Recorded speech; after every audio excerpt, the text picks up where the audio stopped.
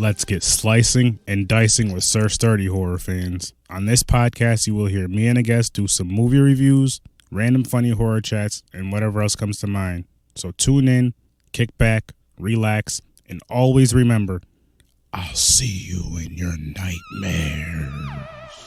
Well, just Jason's mask.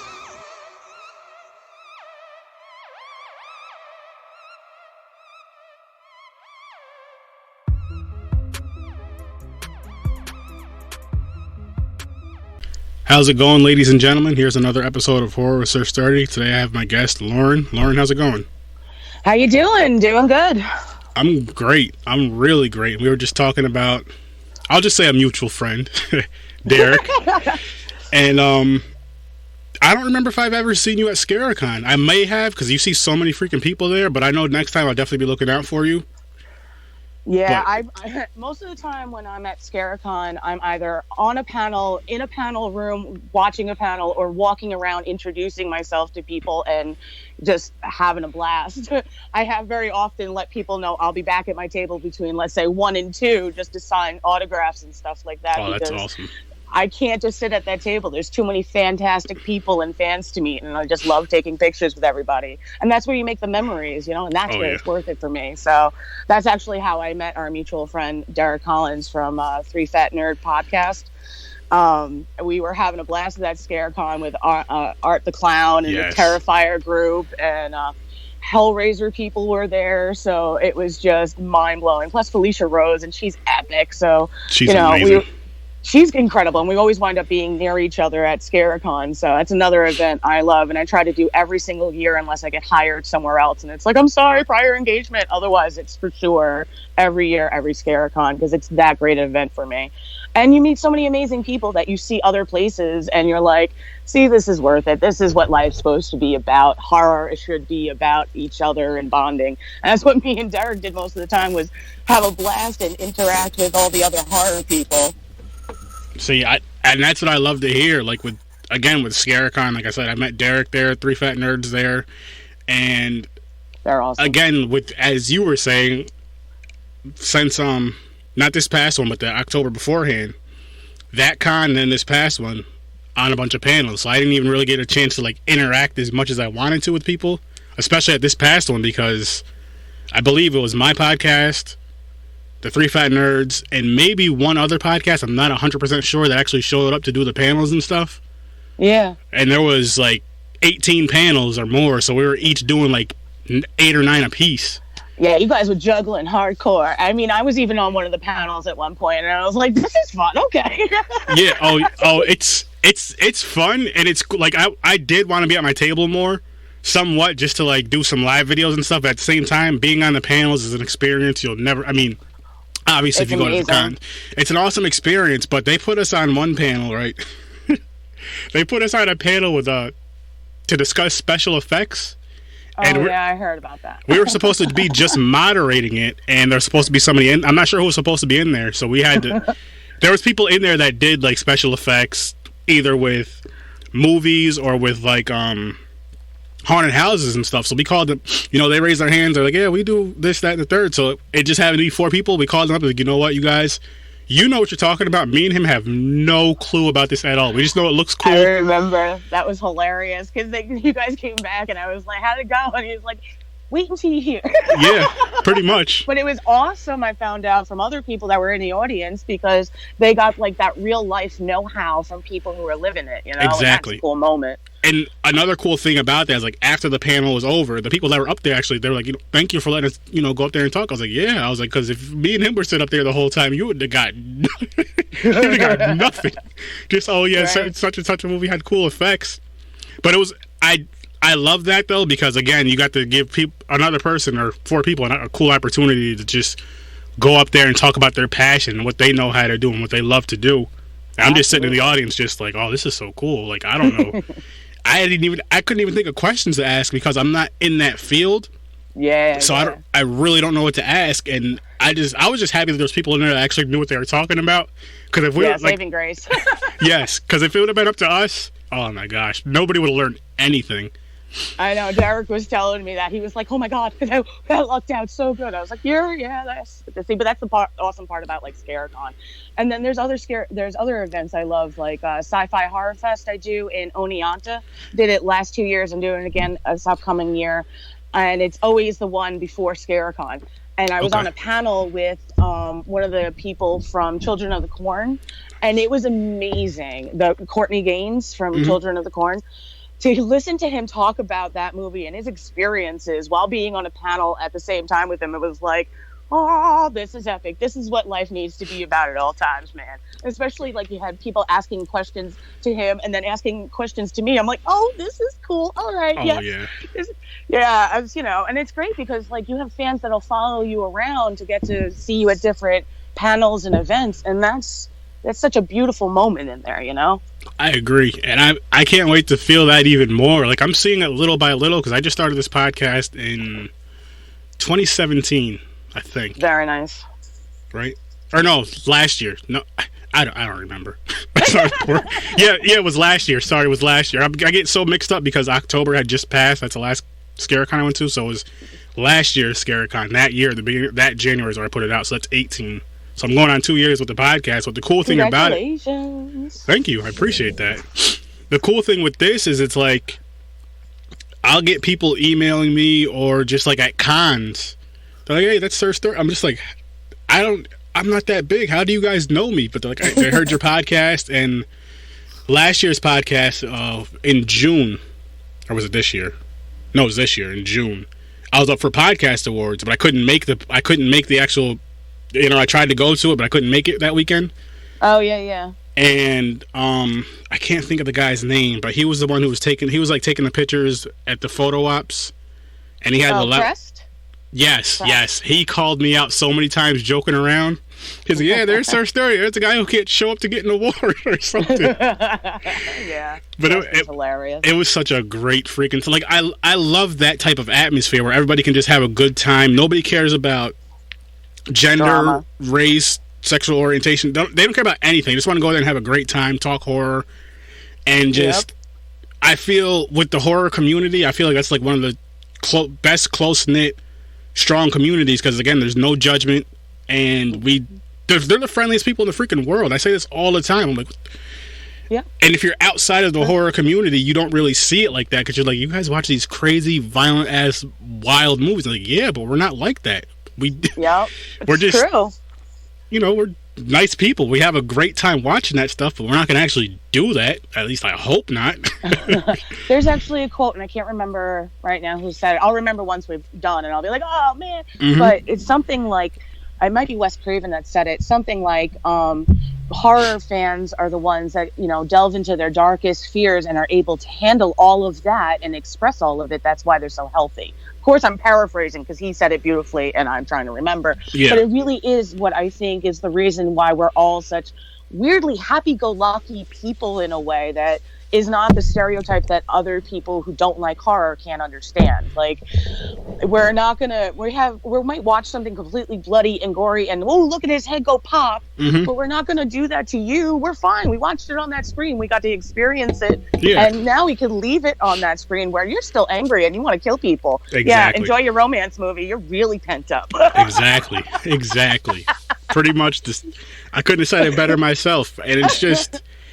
It's so cool, like with this podcast, for example, just all the people I've met in general, you included now, but in general, just because it's like, I never thought I would meet so many people and have so many different people from different areas coming on the podcast and just to talk about horror. Like, that's it. We're talking about horror and having a good time with it. Like, I started this last year, and it was mainly with my, cousins, brothers, friends, like close friends, just kind of come over and record when we could record together, and then it branched out to people recording with people on Facebook, and then meeting people at cons and recording with them. Like at this past con, I was on another panel with I can't think of the guy's name right now, but I was on the Shoestring Budget panel, Ron Bonk, Shoestring Budget, directing on a Shoestring Budget panel, and one person that was in that panel actually reached out to me, and I got him on in for the interview, which was cool because he was he's a senior.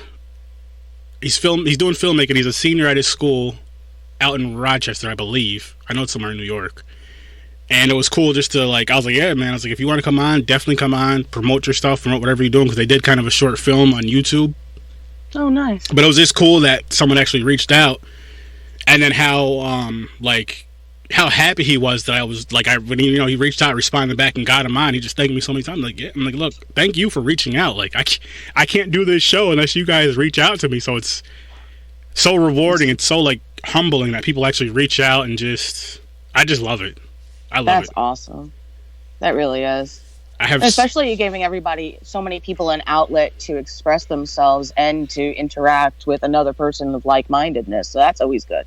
Yeah, that's an epic thing. What I try to do now more so is, like, especially if it's like, say it's like a independent horror director, actor, actress, filmmaker, or like someone that really wants to get into it. I'm like, okay, well, come on the show, tell me about your stuff, and then I will try to connect you with somebody. Like, I'll give you their emails or their Facebook page or whatever of this actor, actress, director that's doing the same thing you're doing that might be a little bit further ahead or right where you're at, but I'll give you their information. That'll be on you to reach out to them and kind of connect, but I'm saying I can at least try to plug that together, so hopefully some more awesome horror comes out between you guys, or maybe you guys and somebody else, but I just try to keep building that instead of, like, very cool.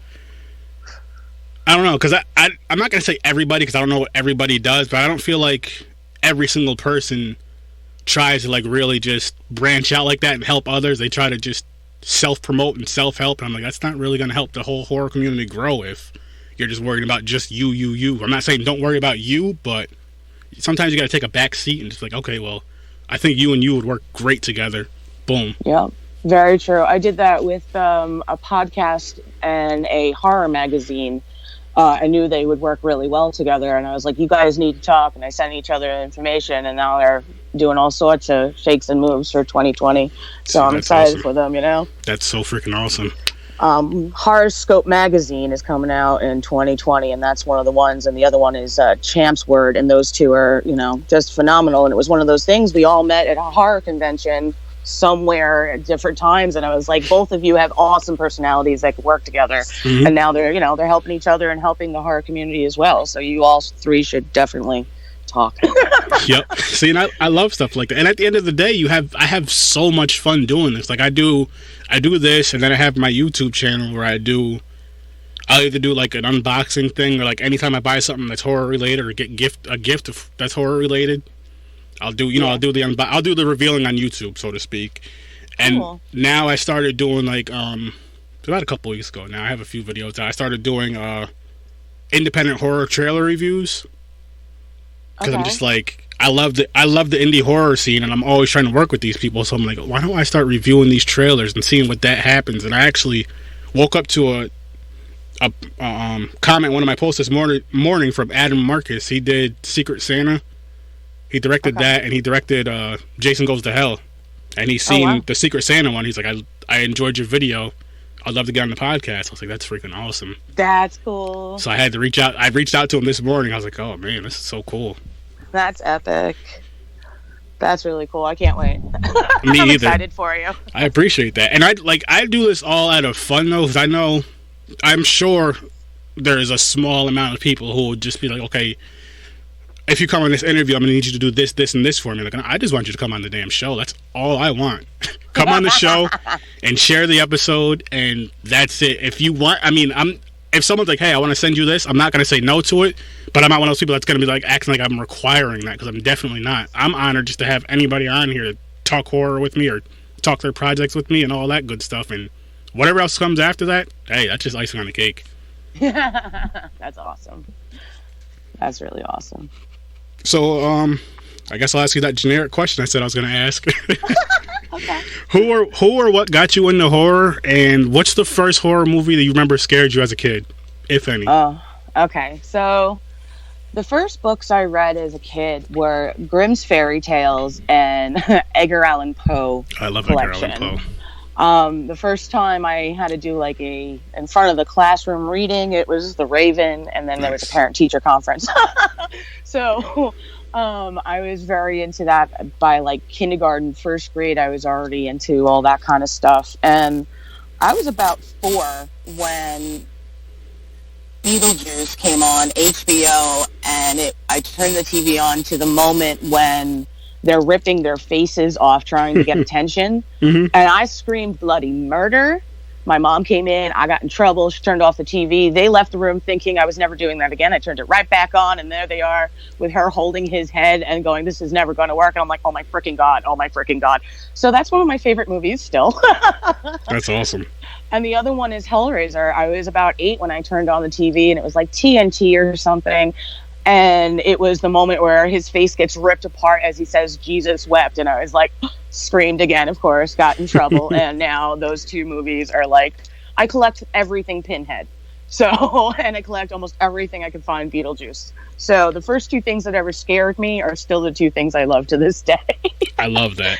And Doug Bradley, who plays Pinhead, actually has a copy of one of my books, and I see him at conventions, so I get excited. I'm like, oh my God, he has a copy of one of my books, and I get to see him.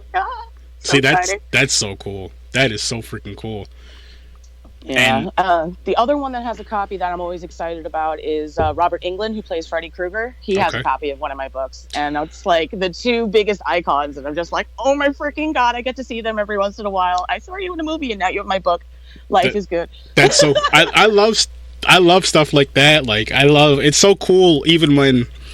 That's amazing that they have your books. I think that's fucking awesome. But it's cool like when you go there and you meet them and they're real personable. And with Felissa Rose is a perfect example. Like you can go up to her, get her autograph, talk to her, leave her table, come back later on. She'll, hey, Aaron, come over here. I want to talk to you for a minute. I'm like, you remembered my damn name. Wow. I'm terrible with names, like with anybody, if you're famous or not. With the horror, I'm getting better with remembering faces and names. But like as a whole, I'm horrible with names. I'm like, I haven't met half as many people in the world as you do, but you remembered my name at this con. That's awesome. That's so freaking awesome and rewarding. And again, with ScareCon, I feel JV really does get some really good people there, like that always want to come back, that the fans just love. And even when there's like the repeat guests, but those guests are so freaking friendly. They're so nice. I mean, Jason Lively, Felicia Rose, those two are basic standards there, and they're epic every single time. They're like golden. Plus, I've seen the Phantasm group. They're a blast. You got the Terrifier group that showed up. They're a blast. Awesome. I mean, his events are always incredible. That's why I try to tell everybody all the time, this is why I do this event, whether I'm a guest at it or not. It doesn't matter. This is too epic to not go to. Now, the other con you were talking about a few minutes ago, the Sci-Fi Con out in Oneonta. Horror Fest, yeah. Horror Fest. Yeah, was it Rich? Rich actually invited me to that con for next year. Oh, I love that one. They're going to be at that too. Yeah, he was telling me about it. He's like, would you be interested in going? And I was like, all right. Before I even responded, I was like, let me talk to my wife first before I just agree to start doing stuff. Well, that's very, very smart. That's a very smart But I told her, and she was like, yeah, I want to go. She's like, I've been wanting to go to more cons and have you go to more cons for the podcast anyway, so yeah, let's go. I was like, oh, okay, we're going. Oh, awesome. Cool, then we'll see you there. Oh, I can't wait. Yeah, I'm definitely, it's one of the ones I always do when they ask me, and I'm like, absolutely, I love Tiff and Dennis. They run it. They're awesome, amazing people. That's the other one I always tell everybody about. I'm like, vendor friends, do this one. Celebrity friends, make it happen. Yes. It's epic. It doesn't matter what category you're in. You're going to want to do these two. I didn't even hear about the con until he told me about it. I'm just like, hell yeah, I want to go. And I'm in Albany, New York, so I'm about, 2 hours away? Oh, yeah, that's not bad for you. Not at all.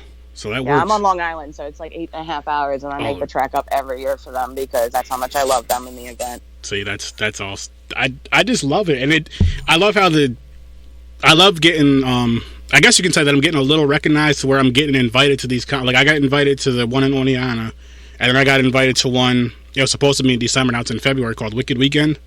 Oh, yes. That one's supposed to be epic. I have to look into that one still. I get hired for so many events, I have to make sure I don't overlap. But yeah, yep. So I was like, yeah, I'm going to go. They're like, we can hook you up with the guy who's emceeing it. His name is Joe Maganero.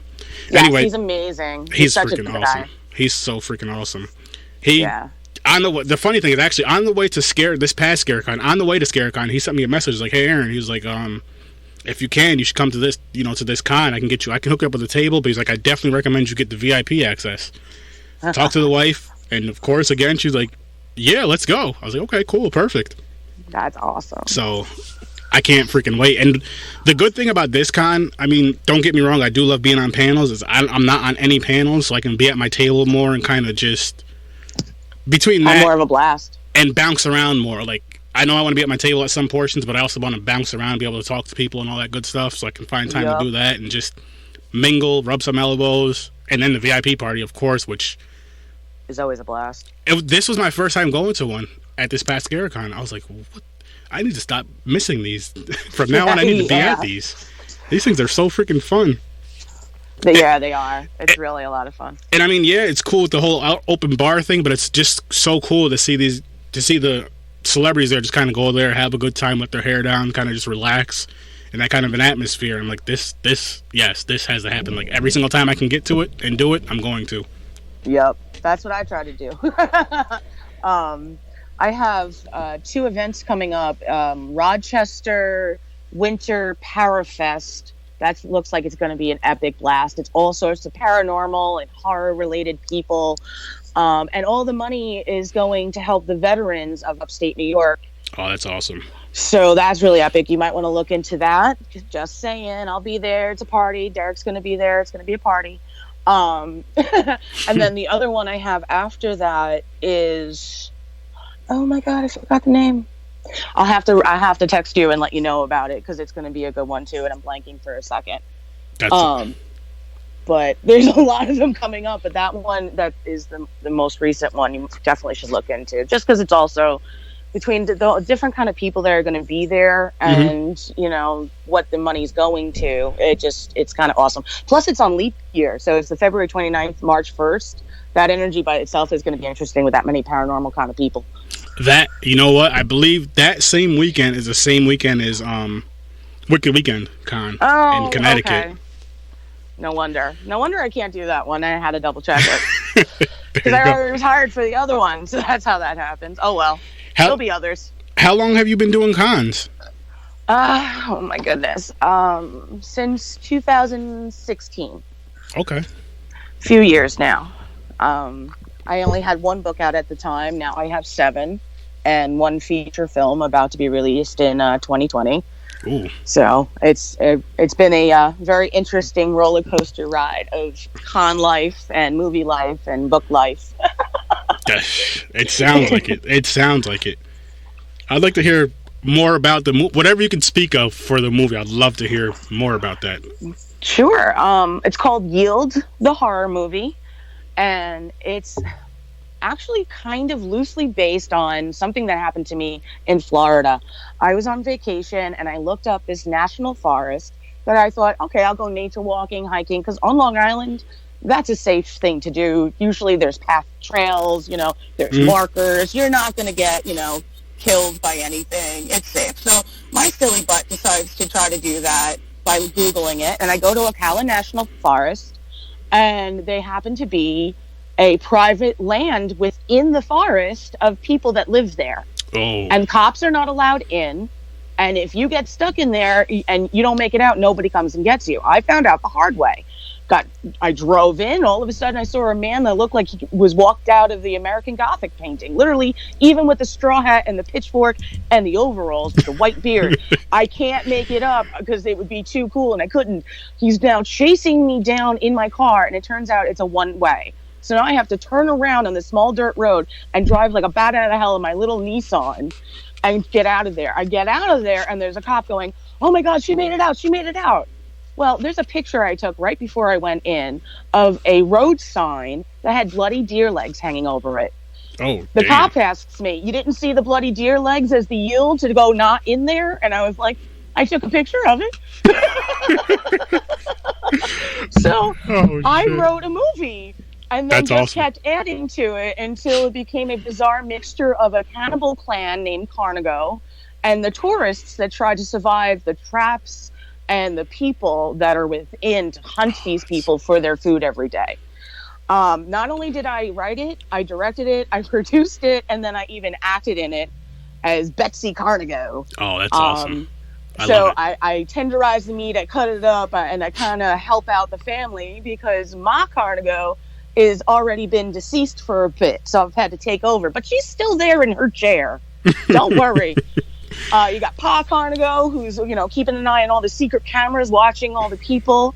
The greatest part is the cast and crew. The movie sounds great, but without all of these people, this movie wouldn't be what it is. I have Lion Beckwith, who's about to be in Wonder Woman 1984 that's coming out. Holy crap, this man is like a god of an actor. I can't believe, between the dedication, the incredible performance, to the point where my cameraman even stopped recording because he thought the man was actually hurt. Wow. To the point where I was like, oh no, that was so good. But we still got the scene anyway. We have Chelsea Lesage. She did an incredible performance.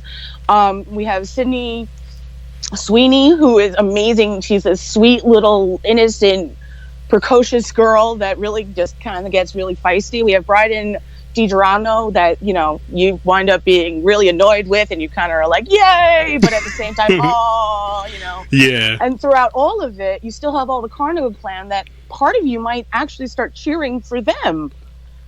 So by the time the movie's over, you're going to be like possibly really torn of who you wished would have won. Oh. Plus, I have Yield 2 already planned out in pre-production, which is going to be the revenge film about people going in to ruin the clan that ate people. Oh, my goodness. I got to see this. Right? Then I also have in pre-production The Devil's Lettuce, which is about, and this is another one loosely based off an actual crime that happened in Texas a few years ago. 3 guys decide to smoke weed out of a skull they find and then start murdering women. So I'm taking that, playing on that, and it's going to be a fun little roller coaster ride. Are they possessed? Are they insane? Is it the weed? Is it them? Oh, man. You'll find out once the movie's over, and your mind's going to be blown because it's already set up. Oh, man. I can't. Plus, I want to see all that. Coming out. I want to see all that. I will say this, though, before I even forget. When you have a trailer out for those, can you please send me those trailers so I can do some reviews? Because those all sound freaking epically entertaining, and I just have to see that. Thank you. And you know what it is? It's another one of those where, it's on a shoestring budget. We made it happen in guerrilla warfare kind of situations. Lion Beckwith needs an award just for the amount of stuff he dealt with and handled. I had to have him get dragged down a mountain hill on a little dolly thing covered in leaves and twigs, so it looked like he was, flying down a thing. He handled it like a champ, man. That's beautiful.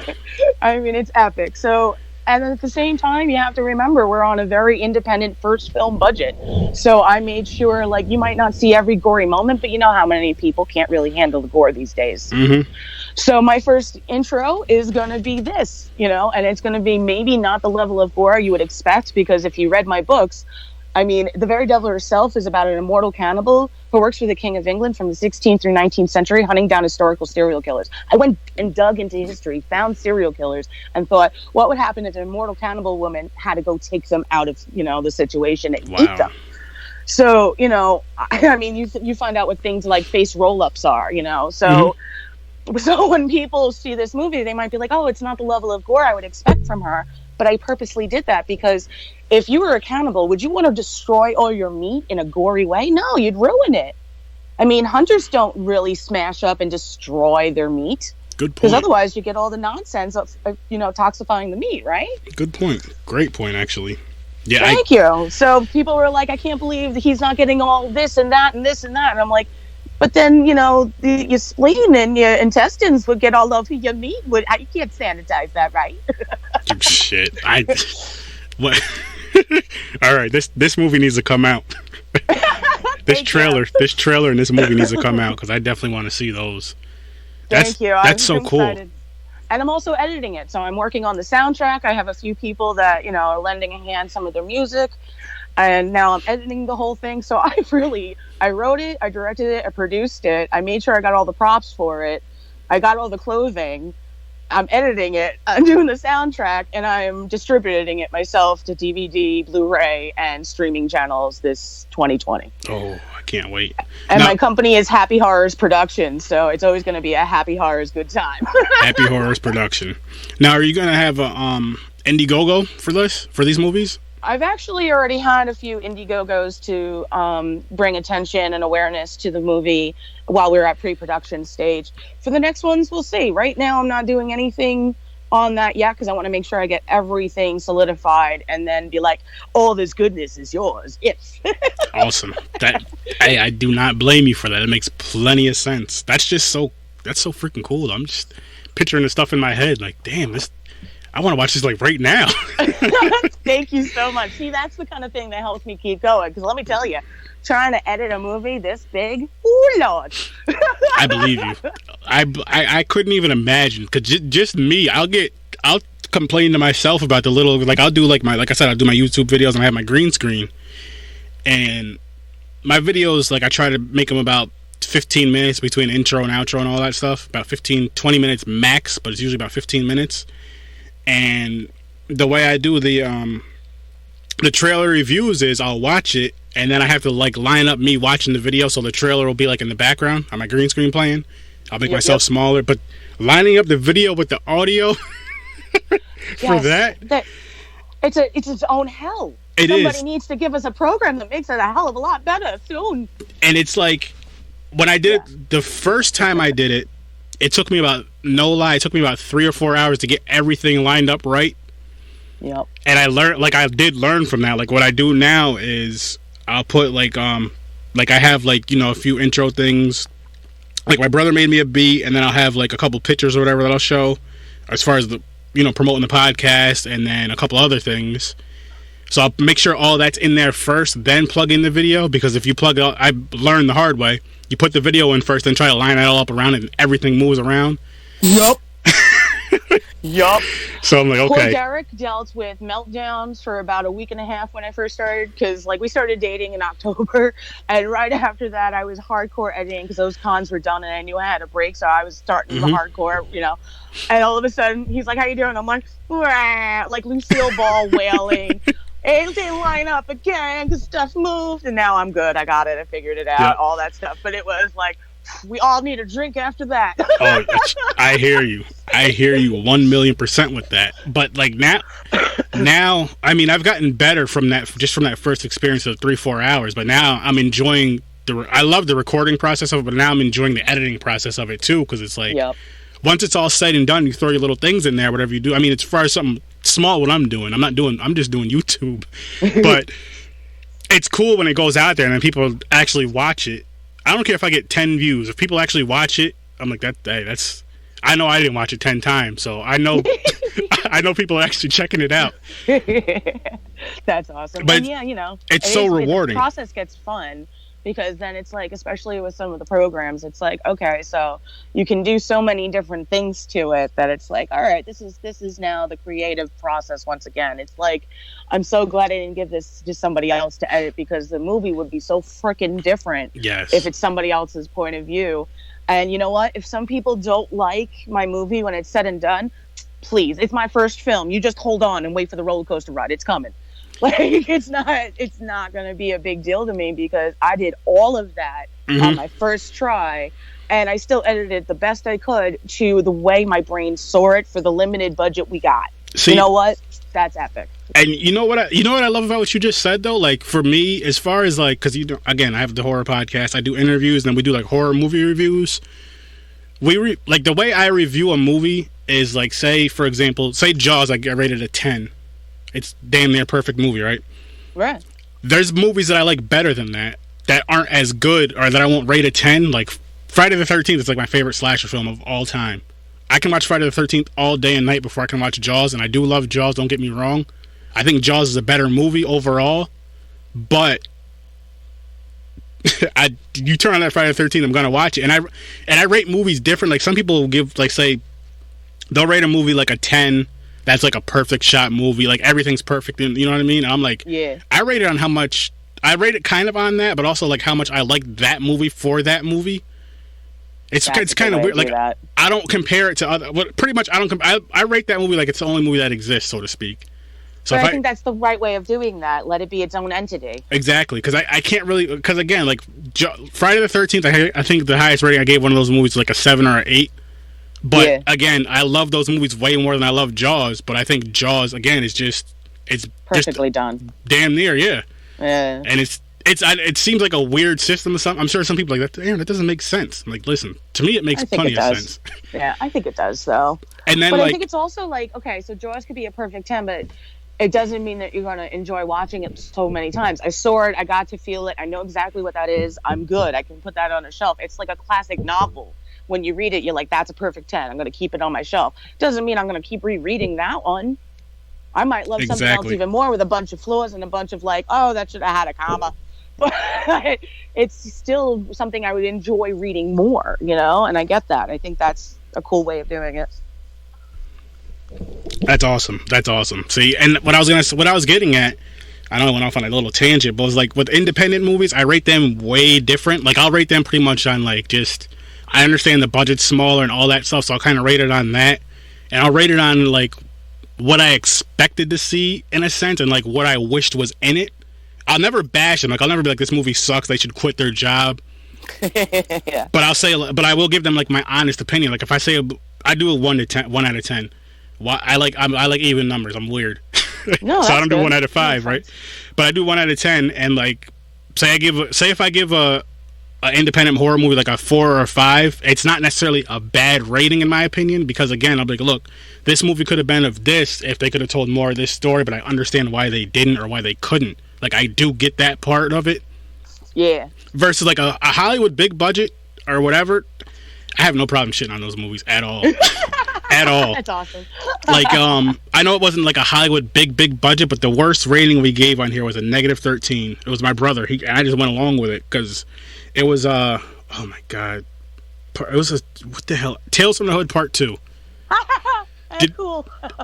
It was just, and I think what bothered us, well, he said he gave it a -13 because from the time we recorded 13 years ago, the original one came out. So it was a -1 for each year. That's hilarious. But great rating. the reason why we gave it such a bad, I mean, the movie, neither one of us liked it at all. And then it was one of those things where like you weren't expecting a new one to come out, but once you heard it was coming out, you're like, okay, awesome. And it was like the same producers and directors. So like, okay, awesome. They're gonna make this go in a great direction. And it was disappointing. Yeah. It was disappointing. Fun. But I mean, like I said, like for the most part, what I do try to do now is, no matter what review I give a movie, whether it be say a 10 or a 1 or a -13, I try to find something I liked about the movie, even if it's something like, again, back to Tales from the Hood 2. It was, what did we say we liked? Like the dude's jacket. Like the jacket was awesome in the movie. Something like we'll pick out something small, just so I'm not. It may be funny, yeah, but just so I'm not like completely bashing the movies. Like, okay, I'll find something positive I liked about it. The dude's jacket was cool. That kill was cool, but the rest of it was just. You had the jacket and the kill. Everything else, take out the movie. Type of thing. That's hilarious. And the reason why I started doing that, though, is because one of my brothers, I had him on here a while ago, one of my first few episodes. But we were talking, it was either before or after the episode, and he was saying what you should do as far as, he's like, I'm not going to tell you how to review your movies and all that. He's like, I understand it's positives and negatives, but he does, like, sculpting and all that stuff, and just cool. draws and all kinds. He used to work for Disney for a little bit. Oh, nice! Wow. But he was just saying like it's because it's someone's creation, someone's art. Try to at least find one positive, even if it's something small. Try to find one positive thing about it. I was like, I'll work on that. I'll try that, and so I've been trying to do that ever since. Yeah, I think that's a good way. That way, at least leave it on a positive note, kind of thing. Yeah, and we see like with again. Last time I wouldn't bring this movie up with the -13. We made the episode funny though, so it wasn't like, oh, this movie sucked. Fuck you, stop doing it. We made it funny and jokey, and we actually still have an open challenge of someone who actually really loved the movie, not liked it or thought it was okay, but someone who really loved the movie, 1 or 2 people, come on here, let's have an open, friendly debate and talk about why you loved it, and we'll let you guys know why we hated it. And so far, this is nobody.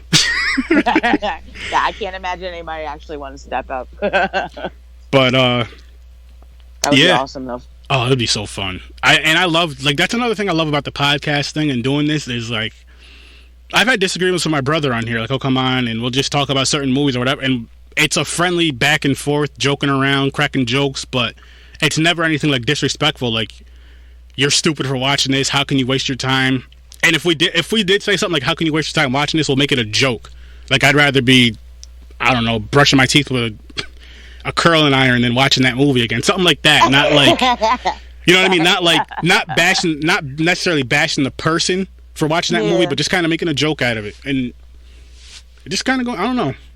It's just fun. I try to have fun with this at the end of the day. That's like the main thing with this podcast is just having a great time talking about horror and helping promote other people at the same time that come on here, like yourself, who does awesome stuff. Was this amazing fucking movie? I can't wait to come out.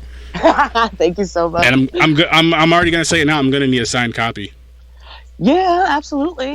I'm gonna need a signed copy. Like that's one thing I try. If I can make it happen, especially if I'm at a con and I buy a movie. I don't remember what movie it was, but like the independent horror movies, and I go buy those from the people that actually created the movie. I'm like, can you sign? And they're like, really? You want me? I'm like, you did this movie, right? Yeah, I want you to sign it. Yeah, I do the same thing. And I actually, at the con, the last ScareCon, and from now on, I have a picture of me as Betsy Carnigo from Yield that I even signed my name on. There's people that have bought that already, and it says Yield the horror movie, and it has me in the outfit holding one of the weapons from in the movie. So I guess I'm gonna need to get that signed too. Get that signed too. Then.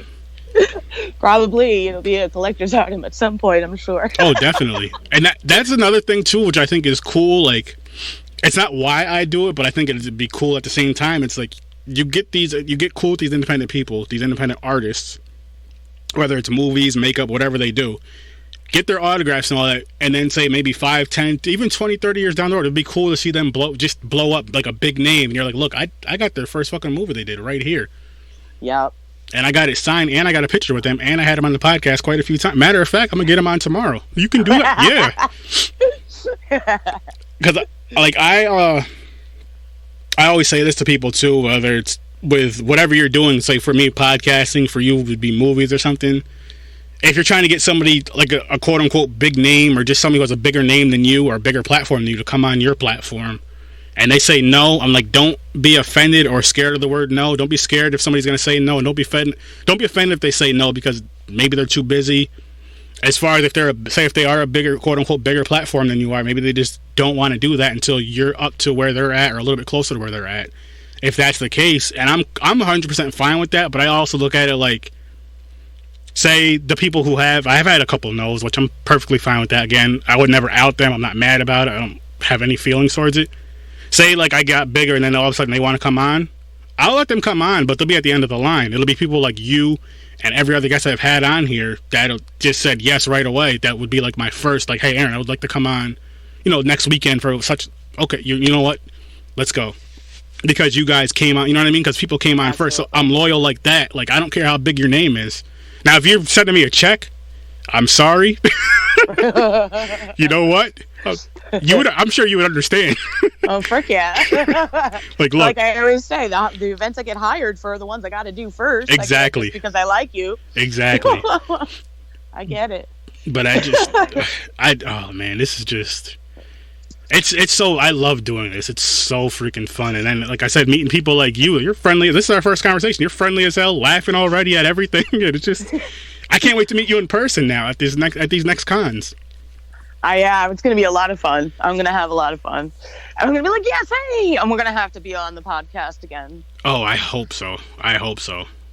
After the movie comes out, or at least when we're at the same event again, because we'll both be at Sci-Fi Horror Fest. Yes, and I am bringing the podcast, and I will have a table there, so definitely there, and promote the hell out of that movie. And when the trailer comes out, promote the hell out of that trailer. And when the movie comes out, same thing. Like, that's one thing I try to do my best of is if I get my eye on something, and then, like, again, if the people are friendly, like how you are, and nice, and a genuine person, I have no problem promoting it. I love it. I'd like doing it anyway, so I'm like, why not?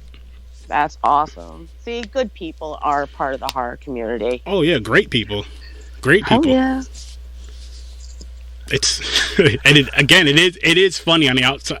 If you're on the outside looking in, like, you guys watch this crazy shit and you guys are this cool, like, yeah, hell yeah. Yeah.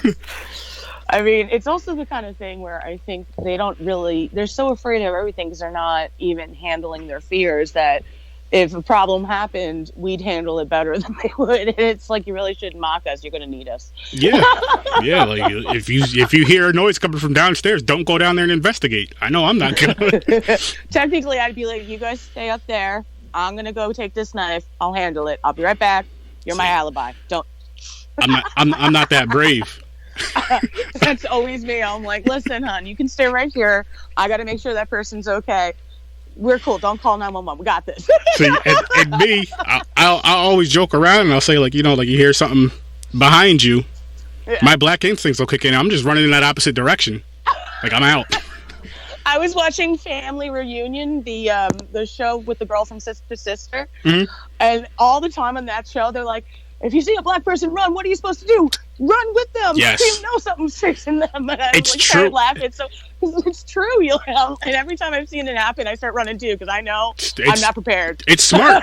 You don't want to be that one person that's like, oh, why is everybody running? And you go in that direction, and then fucking Jason with a machete right? Especially as a people. white girl. Like, I don't want to be the only white girl standing there going, huh? And then get killed. Yep, Like, see? I knew better. I was horror. I understood. I should have just kept running. Yes, exactly. I not as far as a murder situation. It was at school. It was in high school, and I seen a bunch of black people running, so I just ran with them. I was like, I don't know what the hell we're running for, but I'm running. I didn't do nothing. Said, if you ever see me running, you know there's a serious problem. Just keep up with me because I can't run for long. So Me either. You better believe it's bad news if I'm running. I cannot run for long at all. Maybe if I run scared, I can run a little bit longer, but I cannot. I'll be all out of breath. I can run like a T-Rex. Really fast for about 5 seconds. And then I have an asthmatic attack and go, I'll fisticuffs. I'll hit you with my shoe. I'll scream. Yay, no. I'll try to do all that. Like if I'm all out of breath, I might swing like 1 or 2 punches. Like, you know what, you got me. Just end it quick. Just end it right now. See, in all honesty, for me, I took a lot of self-defense. I've taken a lot of martial arts. I've learned to protect myself. I know takedown methods. I know how to take guns away. All that stuff. So for me, it's a lot more. I can't run that far because my asthma will go. So hiya. Well, all right. So I guess if that's the case, if we're running together and you stop to fight, don't get mad if I keep her. Like, look, she can handle herself. She knows. No. I would be like, keep running. I tell people all the time, do not try to stick with me. Just keep fucking going, or listen to where I tell you to go run to. Aaron, you're just gonna leave you're gonna leave a woman there. I'm helpless. She's not. Yeah, she knows how to do this, and this. I'm just gonna get in the way. Yeah, it's true too. My initial reaction at all times is get behind me and run that direction while I run the opposite direction toward whatever the problem is. At least you get time to get away, and I'll make sure that person regrets the day. See okay. That's good. That's good to know. True too. Poor Derek. The first time I was explaining it to him, he was just blinking. He's like, "I'm not just gonna leave you here." And I'm like, "But wata?" And he's like, "Did you just say wata?" I'm like, "Yeah, I think I did." But like, so, I'm drinking Jack and yep. Dr. Pepper, so I'm like, wata? Meanwhile, he's the one who had to come get me because I wound up. We had this crazy breast cancer walkathon that happened that shut down all these streets, and I got rerouted to where the morgue was. Mm-hmm. That's a bad neighborhood. Now all of a sudden, I got tons of stuff, and I'm in a really pretty dress because I'm supposed to have a panel. Poor Derek had to walk through a bad neighborhood to come get me. And meanwhile, I'm going, I'll watch all of them. He's like, it's not going to work here. Like, yeah, just come on. You guys got stuck out in that too? We got stuck out in that same thing because we went to, my wife and my brother wanted to get some coffee. Oh, and there was no place in walking distance. Like, we went to Subway for breakfast. Their coffee thing was taking forever, so they decided, let's go drive out to Dunkin' Donuts. Oh, yeah. Go out there, and then on the way back, of course, all these streets are blocked off. And I'm like, what the hell? It was so bad. I got a panic attack and a half. Every cop was like, none of my fucking business. Just keep driving, to the point where I got rerouted to Rochester Crime Lab and Morgue. Oh, damn. That's literally, I even took a picture of it and posted it on my official Facebook page. I was like, this is where I parked today. I feel like, because I wrote The Bedtime Killer, which is about a serial killer and a peeping Tom. So I'm like, I feel like this is appropriate considering my last book, but fuck, this is scary right now. That's awesome. I had a guy thinking for some reason, he said he thought I was an Uber and tried to get into my vehicle, while Derek and the rest of the Three Fat Nerd podcast was waiting for me at their hotel because they were going to walk me safely from there. Mm-hmm. Oh no. So all of a sudden I'm like, Mayday, help, Mayday. Tough horror chick is freaking out right now. Oh, man. I just thought I was an Uber. He's like, he didn't think you were an Uber. Just lock the doors. I'll be there. So he walked the 11 minutes to come get me and like literally saved the day as another 2 dudes are trying to bother me while I'm just standing there with my pocketbook, like, eh. Wow. Yeah, it was bad. And the cops didn't even want to help us. And it was like trying to walk through that thing was like we were walking through a strike circle or something. I was like, good Lord, I just need to cross the street. You know what was crazy? Like when we were trying to find our way back, we ended up having to park further away and then just walking back. Yeah. And then going back to take the truck later was like, I understand the whole Walker thing and everything, but the hotel didn't tell anybody anything. Like my wife, when we went, because we went back, what we wanted to do was we went to go get the coffee and then come back and we were gonna like check out, load the truck up, and just enjoy the rest of the con. But of course, it didn't happen like that. Yep, that's exactly what happened to us. So we come back. When we get back, my wife talks to the people because me and my brother were going to set up at our table. I don't know if we had a panel or we were going to set up at the table just to hang out and record, one or the other. So my wife's like, she went to go check out and all this stuff, and she was like, there's a breast cancer walk out there, and everybody had to reroute. So because we were a few minutes late for check, oh yeah, we know about it. Like, you guys couldn't have any fucking signs up or something to let people know, right? Tell everybody the con knew but us. And on top of that hotel's getting torn down, I believe in April. So they were just, I'm like, this is a lot of important information that you guys just left out. Yep. You know what's funny too is, as a matter of fact, I think me and my brother were going to set up the table because we went up to we ended up going to the wrong floor. It's my fault. We went up to the 7th floor where we were staying at, and the room was already cleared out. The truck was already loaded. But I had like my podcast equipment, so I was like, why the hell am I going up to the 7th floor? I meant to go to 2.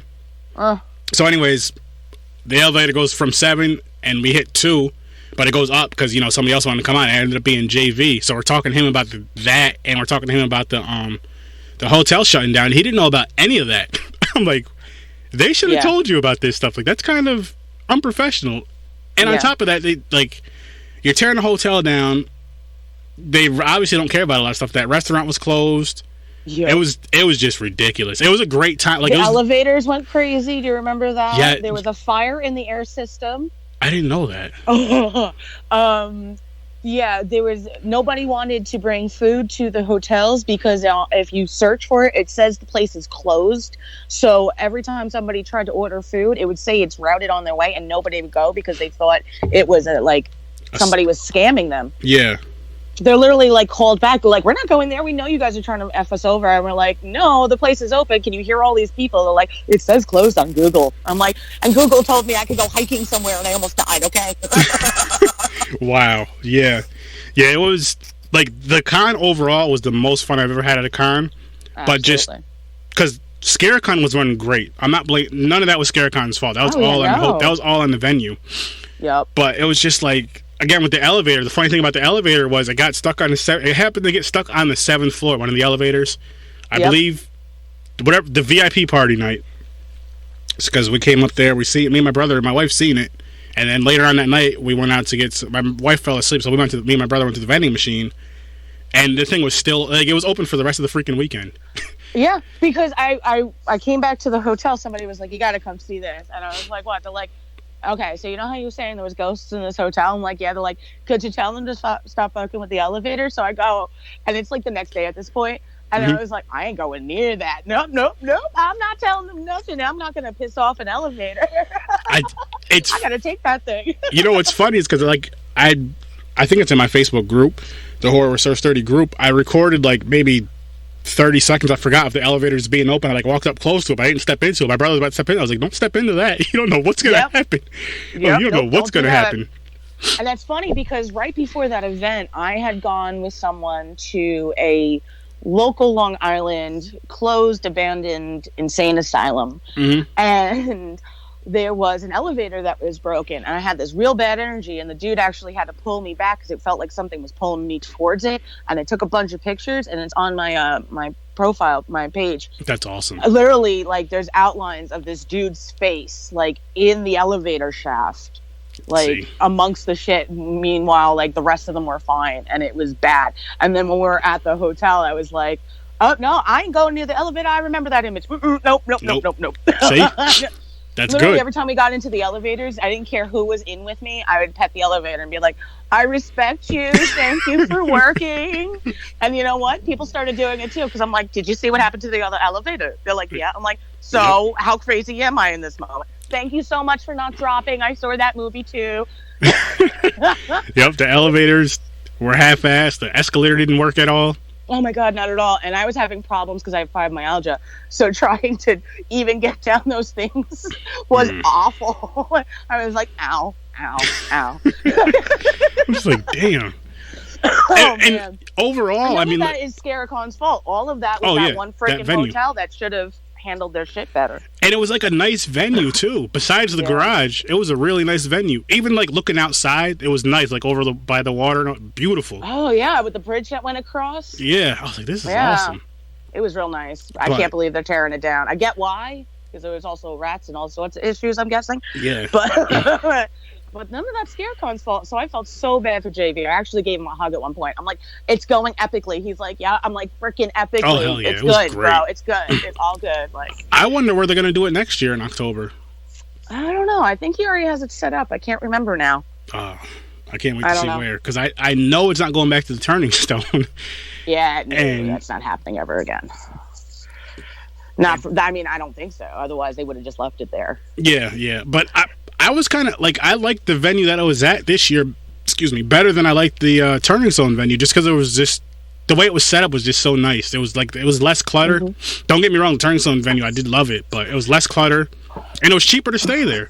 Yeah, absolutely. Plus, there was like more around it that you could even deal with and do. It wasn't like out in the middle of nowhere. Turning Stone, you had to stay at the microtel to even, be able to handle the cost of that thing. Mm-hmm. Yep, we stayed at Super 8, I believe, or... Oh, that's a much better choice because the microtel right next to Turning Stone does not have a kitchen. So if you forget to bring food because you're just tipsy enough that you just want to get in there, you're screwed. Yeah, this had like a at that hotel there was like a KFC right up the street. There was a Price Chopper across the street. Like there was a few places where you can grab food, and it was just, oh man, it was no good. I like staying, like, after doing the VIP thing this year, I liked staying, like, right at the hotel where everything was going down. Yeah. That was such a great experience. And funny thing is, I know you mentioned Jason Lively earlier. He was drunk on the seventh floor. I know. He told me about what he was going to do outside, which is why I made sure somebody went with him when he decided to do his drunk run up and down the 7th floor. Oh, he happened to knock on our door, right? Yeah. And I had my sweatpants on. Because we had just, like, my wife was already asleep. She came up from the VIP party earlier to lay down. Yeah. So me and my brother come up, change or whatever. I had my sweatpants on. I didn't have a shirt on. And he knocked on our door. And I was like, my brother went to the peephole and seen that it was him. And I was like, yo, I don't know what to do. Because I was drunk. I love that, dude. I was like, I want to go out there. But I was like, I don't have a shirt on. What do I do? He was like, I don't know. So we didn't end up going out there. But I was talking to him. I even told my wife this. I was like, if she was not here, because she was probably babysitting us too, we would have probably went out there. Yeah. Ran up and down the halls drunk, which would have been funny. But still, I was like, okay, like that. It was such an epic, fun weekend. It was one of those things where I'm so glad I was a part of it. And you just seen, oh my god, everybody was so friendly too. That was the best part of it. That's the best part overall. Oh, what about all the Star Wars guys? How epic was that? I fan geeked so hardcore when they came by. I had to have a picture with all of them. I had to hug all of them. That's awesome. I was ridiculous. I made Derek take so many pictures. I'm like, wait! I need to just to hug R2D2 right now. Like, I just couldn't handle my shit. It was amazing. That's awesome. Now, they're going to be at the next event. I think I think they're going to be at it again next year too. Oh, nice. Hopefully. Nice. Those guys were cool. Now, you remember how the venue was kind of set up, how they had the VIP room, the VIP party downstairs in the little bar area, and then you go out in the main hall and there's all that stuff set up, like the pictures. Yeah. So me and my brother, we're out there taking pictures in front of stuff, and there's one picture where, like, the person in the picture, like, has their hands on their hips and they look tough. So I was drunk and tried to copy that. In my mind, it looked just like the picture. But when I see the picture the next day sober, I was like, what the hell was I doing? That's amazing. Oh, my gosh. I can't wait to do it again, though. I really can't wait to do it again. Did you go into the side room where the guy had, if you give a bear a beer, or if you give a bunny a bong? Or is it if you give a beer... Yeah, that I did. Well, I seen him at last year's con, too. But, yeah, the books... He's awesome. His books, yeah. He's awesome. Sam, I always forget how to say his last name. Sam M something. But he does. If you give a bunny a beer and if you give a bear a bong, those are the books. Those books are so epic. Every time I see him, I just have to hug him. I'm like, you make epic stuff. We were all in that room together. Him, the Three Fat Nerds podcast, me, Felicia Rose, Jason Lively, and of course Crest with his walking around microphone and speaker system. That was the room to be in. See, I was in the other room on the other side. Oh, but that room was fun too. You had so many people in there. Oh yeah. It was a really good time. As a matter of fact, that's the other good thing about ScareCon. Sorry to interrupt. Is that they balance all the rooms out very well. Yeah, it's not just like, this room is only celebrities, and and then the rest is just everything. It's like a nice mixture, so that no matter where you're going, you're enjoying it. Instead of like, have you ever gone to an event where the only room has like celebrities waiting for signatures, and it's like an awkward? You're standing in there going, "I'm not buying anything right now. I guess I should just walk out of this room," and it's like silent. I hate that. Where at ScareCon, it's so many different mixtures that you have a vendor with a celebrity next to a podcast, and everybody's interacting. So no matter what room you're either working in or walking around in, it's balanced enough that you're having fun and the energy. So true. All the rooms. So freaking true. And it was. I love how they bounce it out, and then just like sitting by other vendors, like, hey, what do you do? Da da da. What's going on? I love the whole. I just love the whole atmosphere of it. You have to give it to Cordelia Main. I'm pretty sure she's the main coordinator for the ScareCon floors for JV, and she sets those up so beautifully.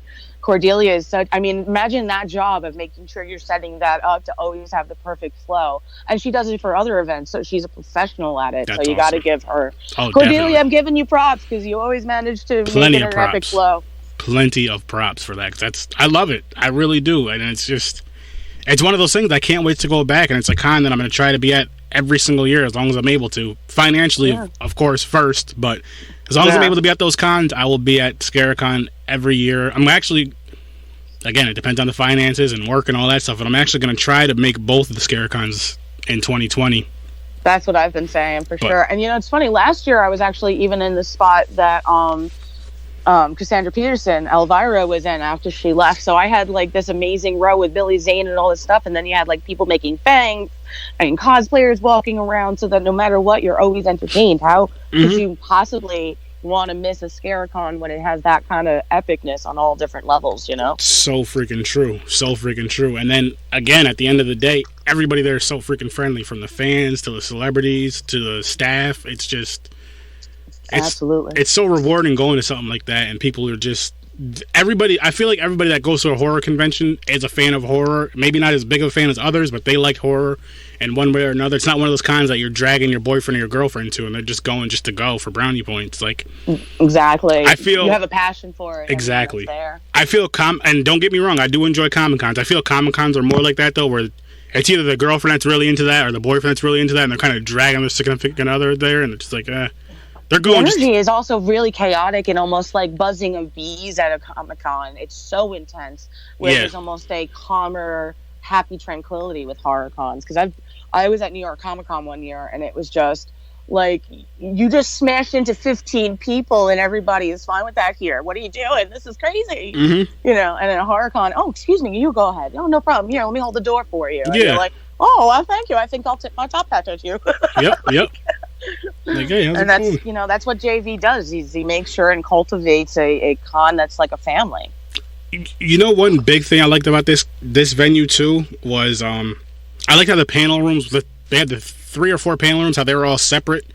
Yes. Because with the Turning Stone, you had the one big panel room, and then that was on the main floor, and then you had like the other separate ones, which I like, because it's like if you want to be if you're on a panel, or if you want to just watch a panel, you don't have so many distractions around you. Yes, I know these panel rooms, you heard noise from the other panels, but it wasn't as bad as being on like the main floor trying to do things. It's so loud and busy out there. Like, I like how it was separate like that now.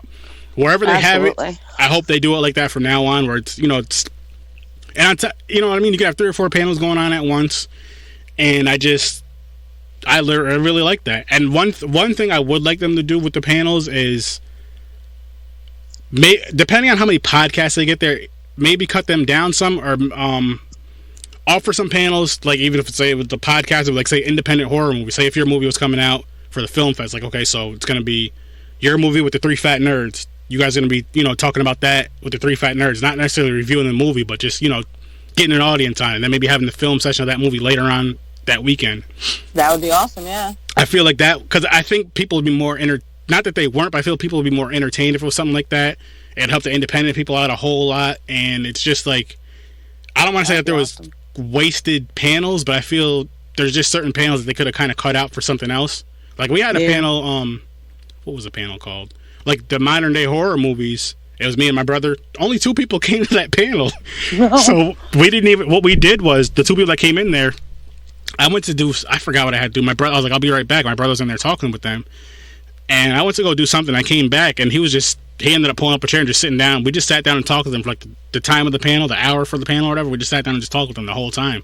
I don't remember what we talked about. I know we had a great conversation. And like after that was over, they were like, thank you so much for sitting with us and just talking with us. I was like, no problem. I was like, thank you for actually staying here and talking to us 2 fools, because nobody, again, awesome. And I wasn't mad nobody showed up. I was like, it's cool. We got it, whatever. But I feel, again, if there was like, say, with your movie or any other independent horror movie that there's a panel for that, you're with this podcast, or you're with this podcast, we're going to be talking about this independent horror movie, and the person's actually here, I think that would draw more people in there. And then as far as like other creators, like that people that want to be into film, they can actually come up to you guys like, hey, well, how do I start this? Or what would you recommend I do for, something like that. Yeah. I really feel that would help. And I probably need to bring this idea to JV. Yeah, I was just going to say, you need to send this entire thing to JV because we've been giving him props throughout the whole thing. Yeah. Sponsored by, no. Yeah, but I mean, it's not like I'm not knocking it at all because I love the panel experience, but I just feel like it'll just make it more interactive on both ways. Like the way I'll do a panel, honestly, is similar to how I do my this thing on the podcast. It's like a freestyle. Like I'll go back and forth with the audience through the whole thing if they want to. Like, hey, do you guys have any questions? Is there anything you guys want to discuss in this panel? Especially if it's one of those panels where it's like horror podcasting 101, something like that. Like I can do that. I can tell you about how to do a podcast in a few minutes because you can do it. You don't have to get like the XLR mics and the mixers and all that. You can do it from your phone if you really want to. You can get a USB mic, regular headphones, and just record from your computer. You don't have to go all out. But I feel like a panel like that can be kind of taken out and then again put that indie horror thing in there, and then you can kind of mix it. Because like when I was with the shoestring budget director, I pretty much told, like, people were like, well, what about, they're asking me about the podcast and stuff. I'm like, it's kind of similar to in a sense of being independent. Like I'm not on any networks or anything, so in the sense of being independent, I was like, everything's out of pocket, but I have fun doing this, and here's how you can start your own type of deal. Well, that's really good. So yeah, I'm gonna have to definitely talk to him about that. I'm gonna have to reach out to him and tell him about that, because I just feel myself as a podcaster, I'd have more fun with it, and I feel you as a creator would have a lot more fun with it, and other creators would have a lot more fun with it, with authors, all that stuff. I think it would just be real fun, and I think it would take pressure, take pressure off, or free up some people more. I should say that. Maybe that's a better way to say it. Yeah. So it's if we have as many panels as we had at this past Scarecon, and then only like 3 podcasts going to it, you don't have to have these 3 podcasts doing the whole panel and like missing out on other things. Not that was a bad thing, because again, panels are rewarding. You get a lot from it.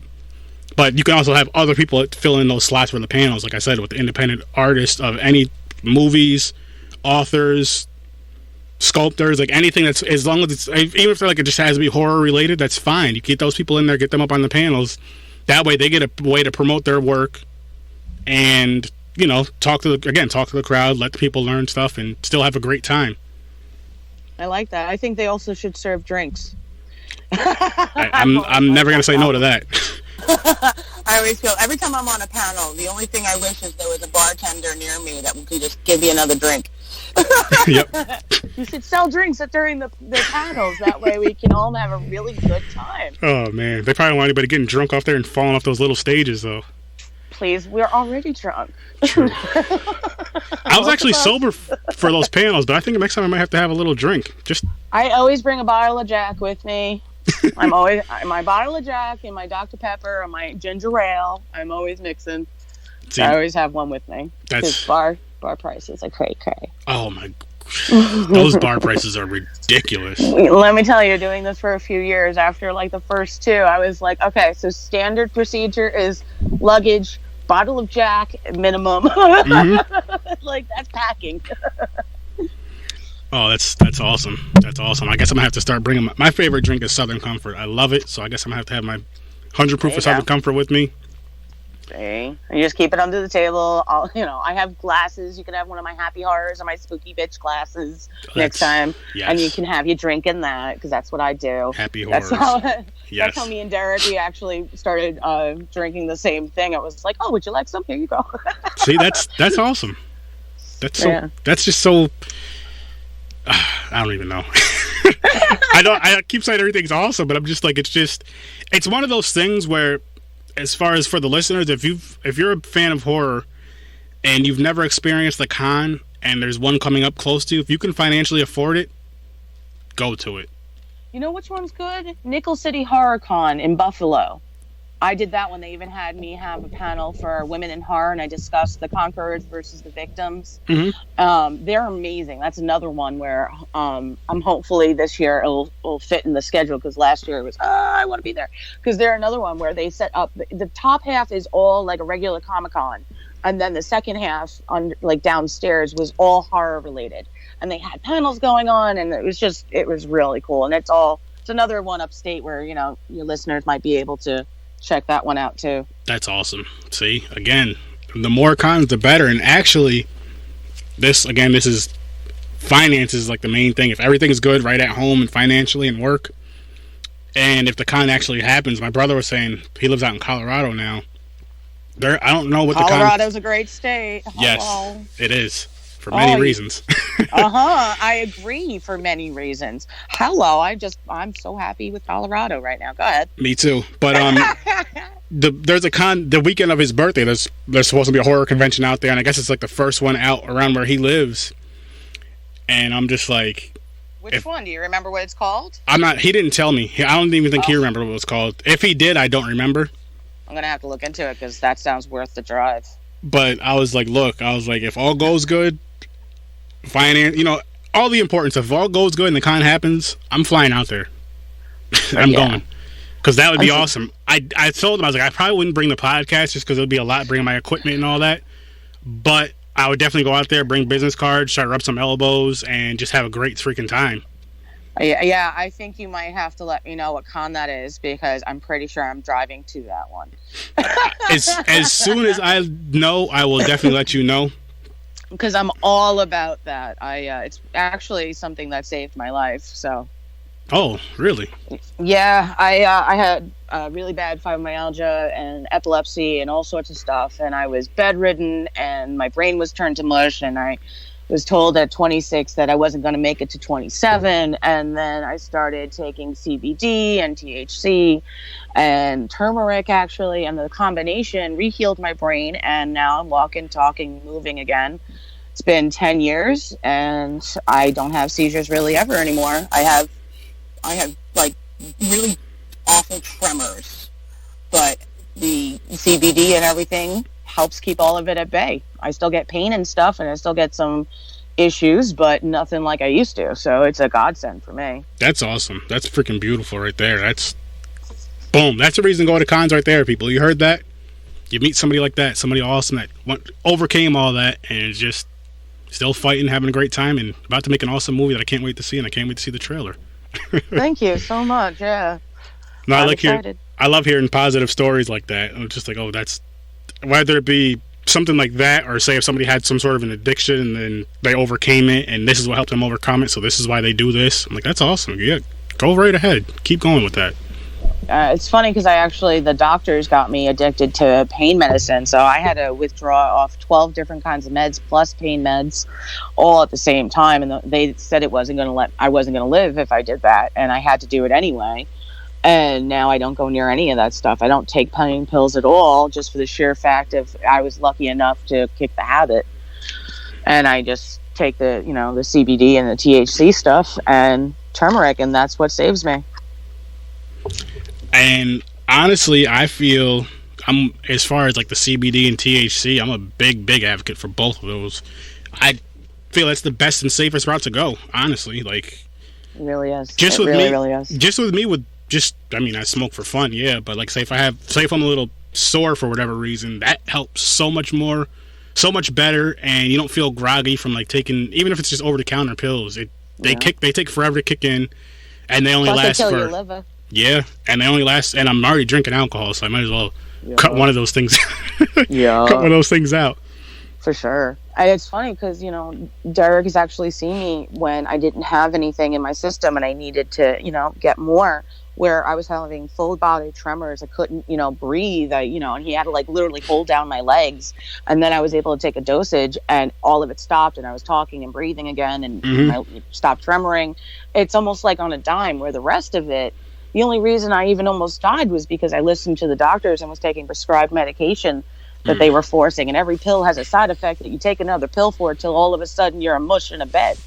And I wasn't having it, and God didn't say so I made sure I kicked all of it and started walking again. It took 6 months. That's awesome. But my brain healed. I started walking again. I had to relearn everything, but once I was able to think, breathe, talk, and walk, I was like, I got a purpose now. And that's why I was I'm so gung-ho about everything I do. I love that. That's so great to hear. That's so rewarding and so great to hear. Thanks for sharing that. Really, thanks for sharing that on here. And I appreciate it. That I don't even know. I'm like speechless with that, because it's just like, it's so true and it's so right. As far as, again, back with the CBD versus pills, if you just watching these freaking commercials, like just watching TV, watching infomercials, watching these commercials where they're talking about medication, like, okay, you got a headache. Your eyes might bleed. Your ears might, drip. Your butt will leak, ratchet fluid, and you'll die. But you won't have sniffles. They'll say something about suicidal thoughts and all. I'm like, the funny thing is, they'll say like it might say it takes care of your headache, but you might get migraines. I'm like, what the fuck? That's worse. Right? Exactly. This will stop sniffles, but you might break out in like the plague, and and have suicidal thoughts. And have suicidal thoughts. Like, oh, I love those antidepressant medications that say, but might cause suicidal thoughts. Bitch, that's the problem why I wanted to take this in the first place. This is the 100% reason circled right here why they want to take that, why they're taking this medication, and this is the reason why I shouldn't. Like, it's true, and it's crazy because I got diagnosed with cancer several times. I found sinus, ovary, and uterine, and in each case, I did not do the chemo and stuff. I literally did turmeric at 16 to 2,000 milligrams. I did THC, CBD, and I did an alkaline diet, hardcore, and it fixed my body. Wow. So every time I get sick and I have any kind of massive thing go on, my first reaction is to start doing a hardcore alkaline diet, because in 1903, a man won the Nobel Peace Prize for proving that if you make your body alkaline, it will kill even cancer cells. So now I'm a living example of it, and I tell other people I don't get any of that anymore because all the stuff I do now, and other people are doing it now too, and they've said it's worked for them. So it's one of those, like, nobody wants to believe it because we got stuck with the pharmaceutical companies trying to take our souls. And that's not cool. So that's why I'm like, listen, smoke some, some vape, some CBD, take some turmeric at like 2,000 milligrams. Make sure you have a pure alkaline. Even your water has to be pH balanced over 9, and you'll fix your body, because your body's like a swimming pool. If you don't put chlorine in your swimming pool, you get some algae. If you don't fix your body with an alkaline diet, you get cancer in that form of algae. It's the same kind of thing. It's crazy, but it's still a truth. You hear that, people? And you get some knowledge and you come on this podcast too. You listen to the podcast. It's as funny as that seems. Like, I mean, make a little jokey, but like a lot of episodes, people, either myself or guests, will say a gem, and one way or another, I'm just like, that's just awesome. Like, we're just talking, joking, and laughing, and then you got that nice gem in there. So It's like, it's one of those things where it's like you're learning without knowing that you're learning, because it's in a fun way. Yep, that's the best way to do it. I have another question for you. This is like, for all because you're like all across the board, acting, author, director, and all this, writer. So my question for you is, for somebody that wanted to do at least one of the things that you do, that's just beginning, what's like some advice you would give that person?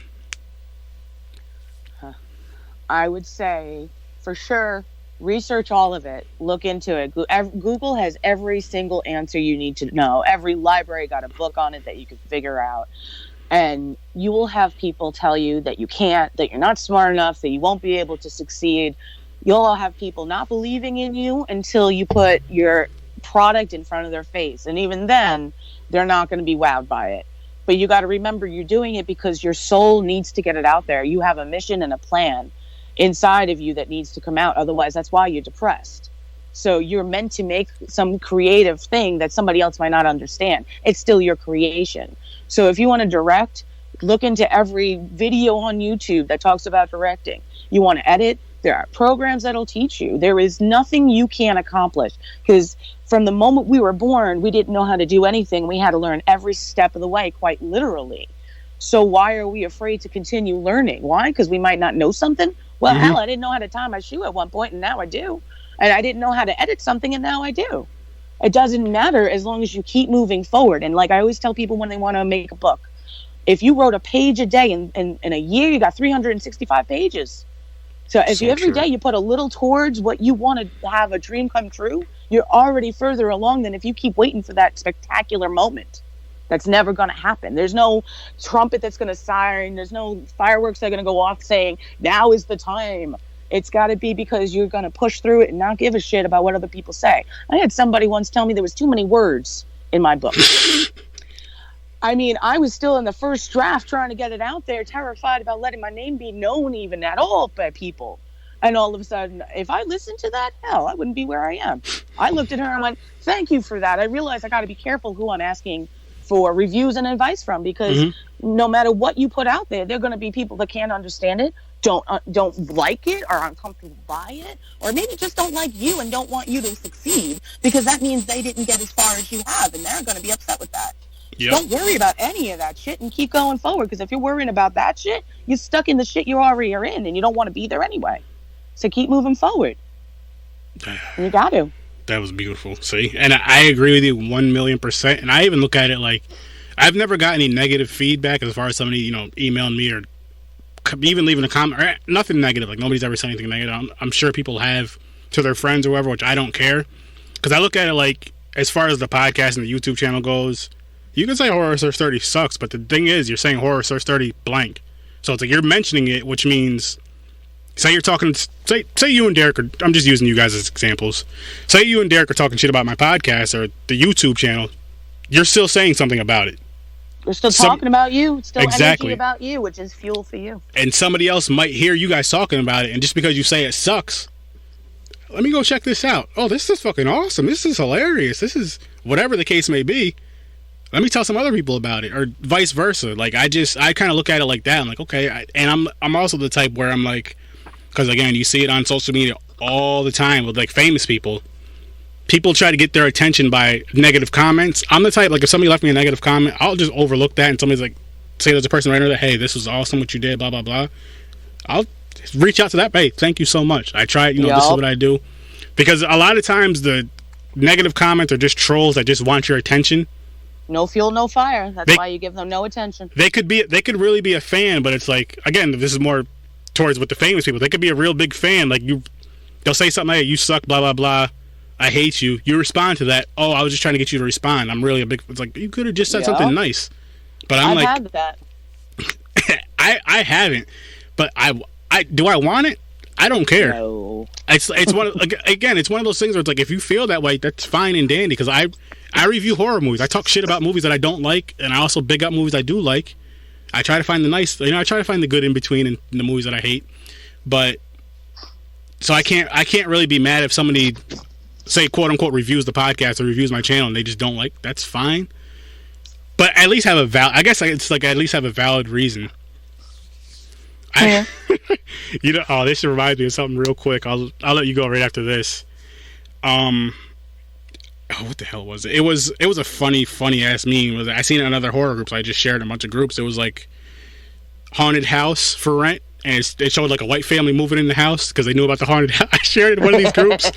Every group that I shared it got like a bunch of likes and all that. That's not the important thing, and just a bunch of laughs and people comment on, yeah, that's true, da da da da. I got one person out there saying, that's the most racist thing I ever seen in my life. I just laughed my ass off. I was like, are you serious? I was like, because I have a mixed race of friends and all this. I'm like, all the white people I ask, not every single one of them, but the majority of them say they would move into this house. Or like the people in the comments, like, oh yeah, I would definitely move in there. This because the rent's cheaper and this, that, and the third. And then you have the minorities, not all. Some will say, yeah, they'll move in. Hell no. I'm not going in there. Well, the funniest part of that comment is if that's the most racist thing you've ever seen, you haven't been paying attention at all, and you need to wake the fuck up. Yeah, exactly. Because that wasn't racist at all. That was just, I mean. That's just fucking funny. Yeah, fucking hilarious. I guess that's quote unquote one of those negative things, and I just ignored it. I was like, I'm not going to even feed into this because that's probably what that person was looking for.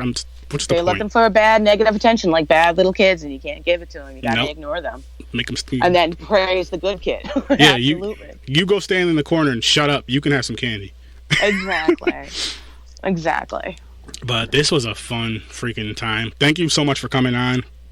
Thank you. I had a blast. We definitely have to do this again. At the next con. Yes. That's going to be fun. I know it's a long ways away in October, but it's going to be a great freaking time. And I'll be at both that and is ScareCon like the following weekend or like 2 weeks after? I don't know yet. They have to find out their dates. Good point. I don't think it could be solidified until they definitely are sure which hotel, since the other one just decided to go out of business on its own. But yes, we definitely have to do this again, probably multiple times. I'm just really serious. So, like when those trailers come out, shoot them my way because I definitely want to review them. And when the movies come out, let me know. I definitely want to review those, and I definitely want to have you on like around when the trailers come out, and then obviously any time in between, but around when the trailers come out, and then around when the movies come out, like before and after type of thing. That sounds good. I'm down. And any other time you want to come on the podcast and shoot some random shit about horror or even review a movie, you know how to get in contact with me. So absolutely. Is there anything you want to plug before you go?